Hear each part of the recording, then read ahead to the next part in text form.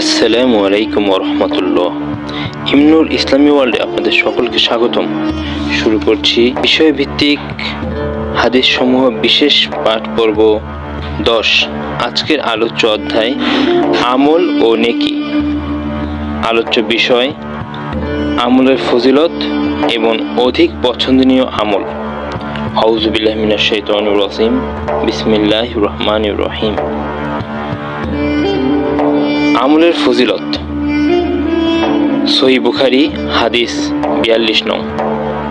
আবু হুরায়রা রাদিয়াল্লাহু তাআলা আনহু থেকে বর্ণিত, তিনি বলেন, আল্লাহর রাসূল সাল্লাল্লাহু আলাইহি সাল্লাম ইরশাদ করেন, তোমাদের মধ্যে কেউ যখন উত্তমরূপী ইসলামের উপর প্রতিষ্ঠিত থাকে, তখন সে যে আমলে সালেহ বা নেক আমল করে তার প্রত্যেকটির বিনিময়ে 700 গুণ পর্যন্ত পুণ্য লেখা হয়, আর সে যে পাপ কাজ করে তার প্রত্যেকটির বিনিময়ে তার জন্য ঠিক ততটুকুই পাপ লেখা হয়। এই হাদিসটি আরও উল্লেখিত আছে সহিহ মুসলিম হাদিস 129, সহিহ আহমদ 8224, আধুনিক প্রকাশনী 40, ইসলামিক ফাউন্ডেশন 40। অধিক পছন্দনীয় আমল। সহিহ বুখারী হাদিস নং 43। আয়েশা রাদিয়াল্লাহু তাআলা আনহা থেকে বর্ণিত, নবী সাল্লাল্লাহু আলাইহি সাল্লাম একবার তার নিকট আসেন। তার নিকট তখন এক মহিলা ছিলেন। আল্লাহর রাসূল সাল্লাল্লাহু আলাইহি সাল্লাম জিজ্ঞেস করলেন, ইনি কে?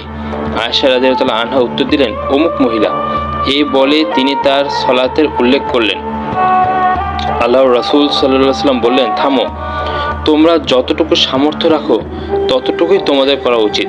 আল্লাহর শপথ, আল্লাহ তাআলা ততক্ষণ পর্যন্ত সওয়াব দিতে বিরত হন না যতক্ষণ না তোমরা নিজেরা পরিশ্রান্ত হয়ে পড়ো। আল্লাহর নিকট অধিক পছন্দনীয় আমল সেটাই যা আমলকারী নিয়মিত করে থাকে। এই হাদিসটি আরও আছে সহিহ মুসলিম হাদিস 785, আহমদ 2499, আধুনিক প্রকাশনী 41, ইসলামিক ফাউন্ডেশন 41।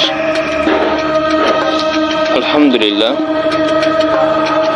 আজ আমরা বিষয়ভিত্তিক হাদিস সমূহ বিশেষ পাঠ পর্ব 10, যার আলোচ্য অধ্যায় আমল ও নেকি, যা আলোচ্য বিষয় আমলের ফজিলত এবং অধিক পছন্দনীয় আমল। আল্লাহ তাআলা আমাদের এই দ্বীনি কাজ কবুল ও প্রসার করুক, দ্বীনের পথে চলার ও আমল করার তৌফিক দান করুক, আমিন। ইমনুর ইসলামী ওয়ার্ল্ড চ্যানেলটিকে লাইকস, কমেন্টস, শেয়ার ও সাবস্ক্রাইব করে দ্বীনি কাজের পাশে থাকার তৌফিক দান করুক, আমিন। পূর্ববর্তী ভিডিও দেখতে ভিজিট করুন ইমনুর ইসলামী ওয়ার্ল্ড ইউটিউব চ্যানেল এবং পরবর্তী ভিডিওর নোটিফিকেশন পেতে বেল আইকনটি প্রেস করে রাখুন। ফলো করুন আমাদের ফেসবুক পেজ ইমনুর ইসলামী ওয়ার্ল্ড। আসসালামু আলাইকুম ওয়া রাহমাতুল্লাহি ওয়া বারাকাতুহু।